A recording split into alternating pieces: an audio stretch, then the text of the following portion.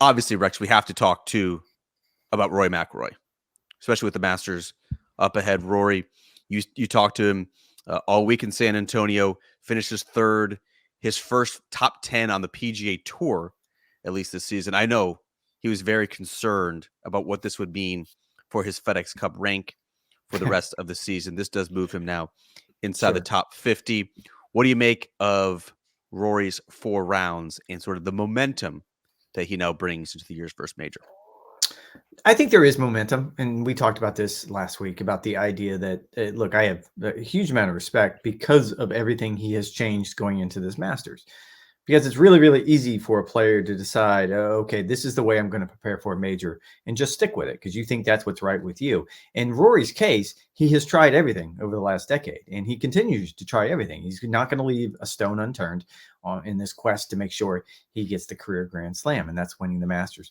And that's the one that's eluded him.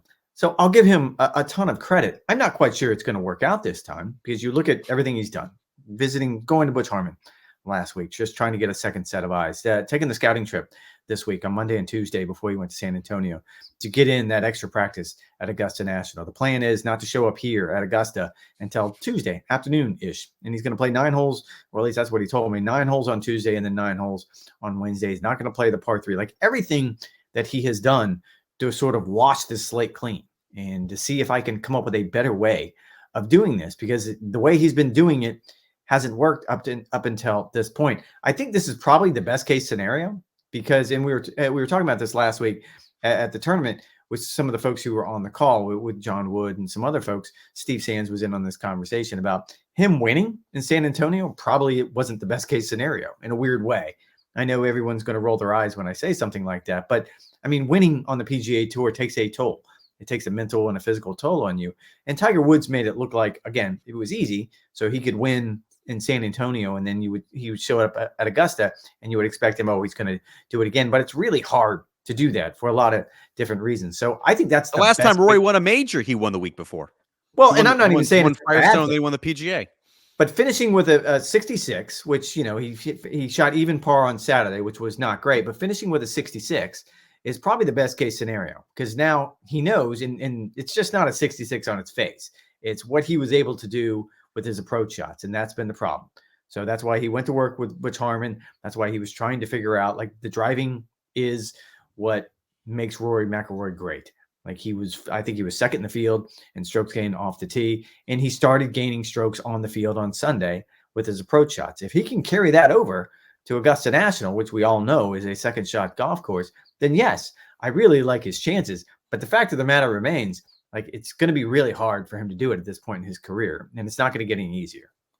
Now, when you and I had a little tiff on Wednesday on the Golf Channel podcast, I'm glad you brought that up. People were very upset. I know. People thought, you know, we're really going after each other. That's how we talk off camera. That's certainly how we try to talk on the podcast, where that's basically a reflection of our true selves. We do have spirited golf discussion. You took exception with the idea that whatever Rory did in San Antonio would not eventually mean anything for his Masters chances. I took exception with that a little bit because I think this could not have worked out better for Rory and what he actually saw in San Antonio. 2 bogey-free rounds on a golf course that can be very penal, that can be pretty punishing in the right conditions, and the approach play, like you mentioned, the proximity to the hole was much, much tighter than it has. There was no way that the Rory McIlroy that we saw coming off the Players' Championship and how disappointed he was there had any chance to win the Masters. It was too untidy. He had the misses. He had so much self-doubt with the driver swing and the iron swing in sort of the shot pattern that he was going to see coming off of his club face. That's why he went to go see Butch Harmon, to get some validation or to get some confirmation of the direction that he was heading on, and the way that he played in San Antonio with a much tighter dispersion, missing on the proper side of the golf course. He, in his words, playing much smarter golf. That is exactly what you want to see heading into a major championship. Just more control of the golf ball. I think as Rory flies on his jet, now not to Augusta, to back home Home. for 36 to Yeah. 48 hours. I think he has to be in a much better headspace than he was when he left TPC Sawgrass just a couple of weeks ago. Sure, and there's no doubting that. However, I would still counter and say if he finished third or 33rd, like I don't know that his odds in my mind are different. Simply because we've Oh, seen I would put him more as more. I would put him. I think so. Scotty's in his own tier, and we'll get into this later this week doing tiers. in Is the that what we're actual gonna do? preview podcast. Like Oh, sorry, Bob, we're gonna I would steal tiers. bump Rory up a couple spots in tier 2, based on the way that he played, some of the momentum, and I think just sort of the positivity of the week. He was going to be in tier 2 regardless, at least in my Yeah. mind. Like you Yeah. can talk it through. Like so, Scotty, I agree. He's up there in his own category.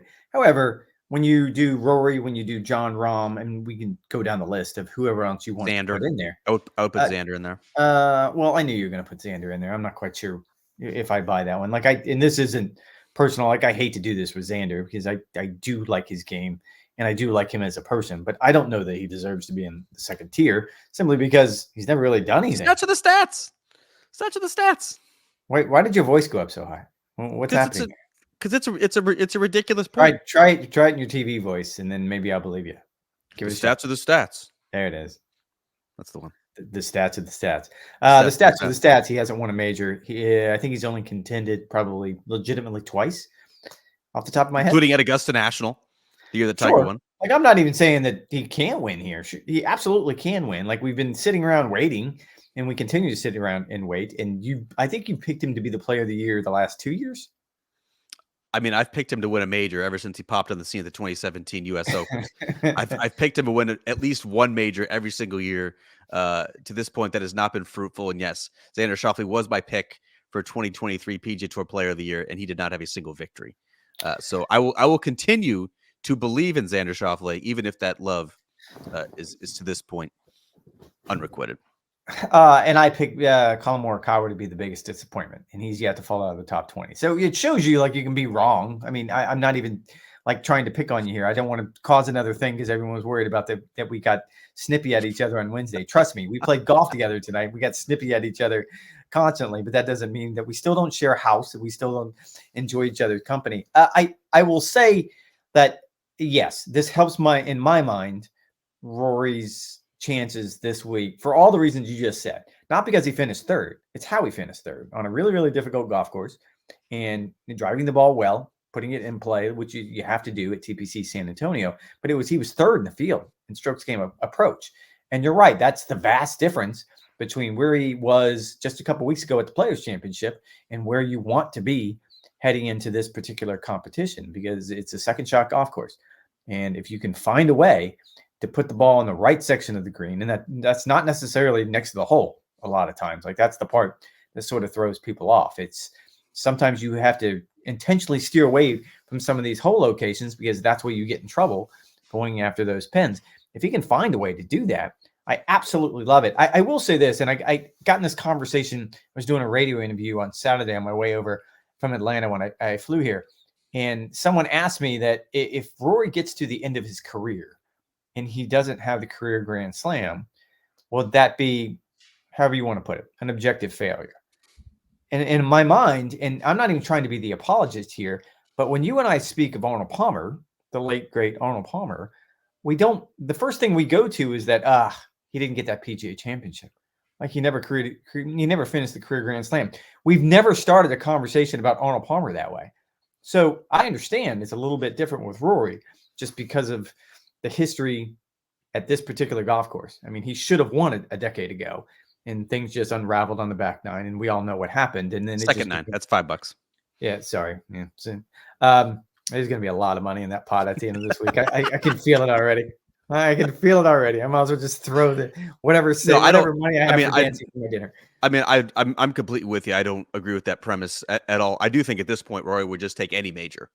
He would obviously prefer it to be this major to complete the career Grand Slam. But I think it would be. I mean, in your heart of hearts, if we're having this conversation 20 or 30 years from now, I don't think the first thing we go to with Rory is too bad, didn't get that major, didn't get a green jacket, because we don't do that with Arnold Palmer. No, if he picks off another PGA championship, maybe 2 PGA championships. Valhalla is going to be a great chance for him in Sure. just a month's time. If he picks off another Open championship, if he gets to 6, maybe 7 major championships, and he does not win a green jacket at a course that does seem tailor-made for his skill set, yeah, would it be disappointing? Would it be an abject failure? Absolutely not. I wouldn't agree with that premise at all. If he does not go on to win another major championship, then I think that's a different conversation. But Rory's 34, 35 years old with still probably 3 to 4 prime years left in him. Let's 3 to give him the 4. benefit of time. That's all Yeah. you think he has left is 3 to 4? Of prime years? Yeah. Yeah. Oh, wow. 3 to yeah. I'd say closer to 7 or 8. So you think Rory McIlroy is going to be hyper competitive in his early 40s, swinging the way he does with the bye that he has? Well, what are you getting at with that? I don't understand. Yes, I feel Swinging extremely violently, which tends to take a toll on the body the later and the older that you get. He's probably the best conditioned athlete on the PGA Tour right now. So no, I don't think the physical toll, because I think more It's not a matter of conditioning. It's a matter of the torque that he's able to put on his body at that age. Eventually, I will say that when he sat down with put him in his Smiley for the happy hour on Friday, he talked about some of the things he can't do, and this is what Great Brandon point. Chamblee brought up a few months ago now, is because in 2017, I guess he hurt a rib. And it's funny that this is the first kind of we've heard about it. Like we never heard about it in 2017 or the years since then, but he can't get into the positions that he wants to because of this injury. He can kind of feel it. But that is the only thing I've ever heard him sort of refer to as an issue. And I think we can all look at his swing and say, technically, I don't think anyone's going to pick it apart and say there's something wrong. Well, maybe Brandon would. But I think if you watch his swing in slow motion, we can all go, yeah, that's the way I'd like to swing. Yeah, I mean, I don't know how he got off on this tangent. I think it's unrealistic to expect that Rory McIlroy in his early 40s would be swinging the same way that he's swinging now with his speed and the amount of torque and torsions that he's putting on his body. I think there's some sort of compensation. Some sort of compensations would have to be made. Let's do the sports radio thing real quick. And is he already a Hall of Famer? In my mind, yes. Yeah. Oh God, yeah. All right. Yeah. Like he does. You don't have this, but he would be a first ballot Hall of Famer. Yeah. Absolutely. And so again, I keep going back to the idea that we're going to fixate on this year in and year out when it comes to Rory. For all the right reasons. How about this? I think Rory is a Hall of Famer based on what he's done post 2014, which is when he last won a major championship. Well, that would be a different conversation. But if Colin Montgomery,